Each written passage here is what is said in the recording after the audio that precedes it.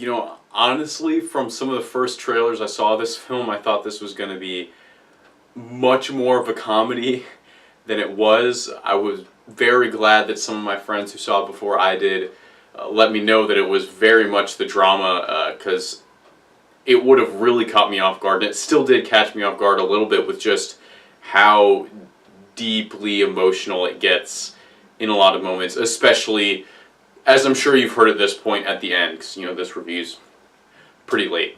So BlacKkKlansman, Spike Lee joint, based on some, as the film says, some for real shit. It tells the story of a black man who goes undercover in the KKK. He talks to David Duke and other members on the phone, but he gets one of his fellow members of the police force in Colorado to actually go to the meetings and be him in the meetings. And the story does in itself kind of offer up some comedic moments, and I was glad that they did have those in there, because most of the movie is just really heavy. And since it is Spike Lee, I mean, you probably know, and he was going to do this, and he does do this, is relate the movie to modern day. And there's a few lines throughout the film that kind of really stick out as like, oh, I bet when they were writing that, it was for this specific reason, just to relate it to now.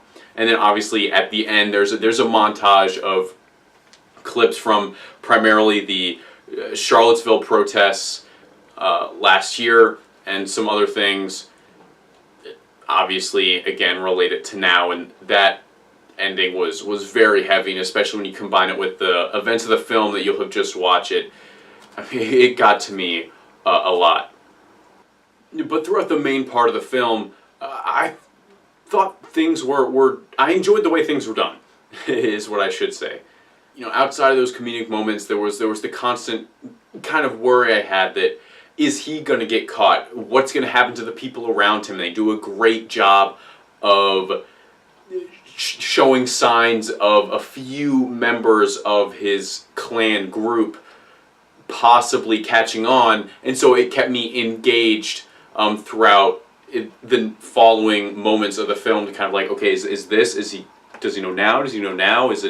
How is he going to get his way out of this one?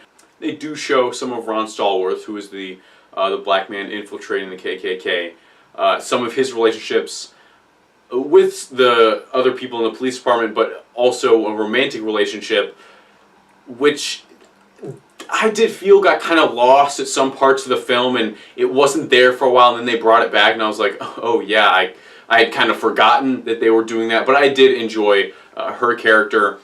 When they did bring it back at the end, I was engaged in that subplot as well. I really liked the music. There was a few parts where I was kind of confused in why they were using this specific tune there, but then once it got to the end of that moment, it was really clicking for me, and I really dug it. Because what they do is it's primarily one main theme, and they just kind of speed it up or slow it down or add different instruments on top of it to fit the mood of different scenes. And there were a few moments where I thought it felt a little strange, but again, kind of by the end of that section, it did start to fit and click with me.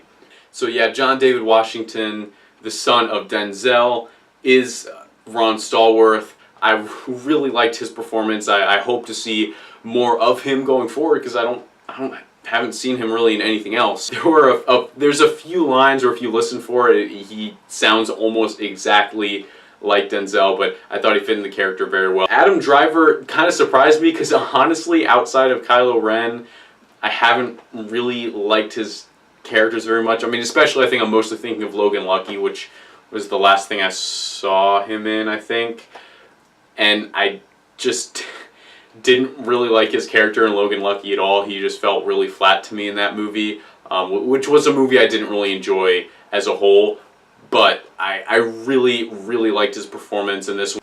So it's a very interesting and in some ways entertaining story to watch, and then reminding us at the end that it's about it, that it did actually happen, and then throwing in the modern day stuff really kind of brought it back to earth to me and back home in a big way. And I got emotional at the end of this film, and during the credits I was just kind of sitting there thinking about stuff. And it's one of the movies that kind of put me in a mood kind of for the rest of the day, which I think just goes to show how much it affected me. And so I absolutely recommend this to everybody. I mean, it's got some comedy to lighten things up in the right moments, which I did appreciate. It does take a anti-Trump stance, so maybe that'll put some of you off, but even so, I think it's the film itself, even if you want to try and ignore the way it draws some conclusions about things today, I still recommend watching it just for the movie story part of it. But I personally find this movie is so much stronger with that add-on at the end, and wow, just wow, I guess is all I have to say.